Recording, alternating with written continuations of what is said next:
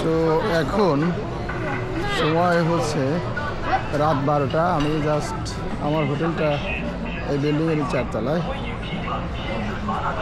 আমার রুমে পানি নেই এবং আরও কিছু কেনাকাটা করতে হবে, যার জন্য বের হলাম। সে এখন বাজে হচ্ছে রাত 12টা, একদম ঘড়ির কাঁটায় রাত 12টা 1 বাজে। তো এখানকার দৃশ্য যদি আপনি দেখেন, মনে হচ্ছে এটা কম করে যদি হয় রাত 2টা বা 3টা পর্যন্ত চলবে। বেশ কিছু লোক এখনও এই মার্কেটে বসে খানাপিনা করছে এবং মোটামুটি জাঁকজমকতা কিন্তু এখনও রয়েছে। তার মানে বুঝতেই পারছেন জায়গাটা কতটা জাঁকজমক।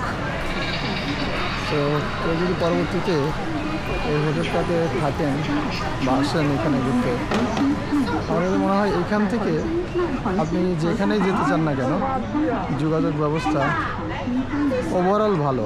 যেমন চীনের শিনচিয়াংয়ের উরুমচির সবচেয়ে বিখ্যাত যে জায়গাটা, সেটা হচ্ছে গ্র্যান্ড বাজার। যারা এখানে আসেন তারা এই জায়গাটা কিন্তু ঘুরতে বলেন না। তো গ্র্যান্ড বাজার কিন্তু এখান থেকে কাছে, জাস্ট ওইখানে একটা স্কোয়ার রয়েছে। ওই স্কোয়ার থেকে মেট্রোতে উঠলে 4টা স্টেশন পরেই কিন্তু আপনার গ্র্যান্ড বাজার। তো বেশি সময় লাগে না, একদমই কম সময় লাগে। এছাড়া আর যে জায়গাটি রয়েছে সেটা হচ্ছে জাদুঘর, এটাও খুব কাছে। তো ওভারঅল জায়গাটা মিড পয়েন্ট বলা যেতে পারে, বা যেখানে আপনি যেতে চান না কেন সেখানে কিন্তু ইজিলি আপনি যেতে পারবেন। তো এখন সময় রাত 12টা। তো আজকে হচ্ছে আমার লাস্ট নাইট উরুমচি। কালকে 12টায় হচ্ছে আমার ট্রেন আছে। এখান থেকে আমি যাবো হচ্ছে কাশি। তো কাশি যেতেও কিন্তু আমার 16 ঘন্টার মতো সময় লাগবে। তার মানে পরের দিন গিয়ে সারা রাত কিন্তু আমাকে থাকতে হবে ট্রেনে। পরের দিন গিয়ে কিন্তু আমি পৌঁছাবো কাশি।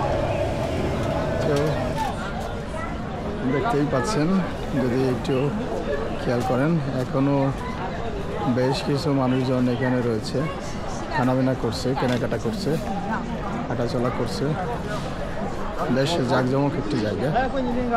তো ইনফরমেশন আমি দিয়ে রাখবো, যেহেতু আমি যখন প্ল্যান করি যে শিনচিয়াং ঘুরতে আসবো, তো আমি ইউটিউবে বেশ ঘাটাঘাটি করার চেষ্টা করলাম বা ইনফরমেশন গ্যাদার করার চেষ্টা করলাম। বাট কোনো বাংলাদেশি ইউটিউবার এইখানে ওইভাবে আসেনি বা কোনো ইনফরমেশন ওইভাবে আমি পেলাম না। সো আমি আসার আগেই ডিসিশন নিয়েছিলাম যে আমি যদি ওখানে যাই, তাহলে পরবর্তীতে যদি কেউ এখানে আসতে চায় তাদের জন্য প্রপার একটা গাইডলাইন কিন্তু আমি দেব এবং দেওয়ার চেষ্টা করব।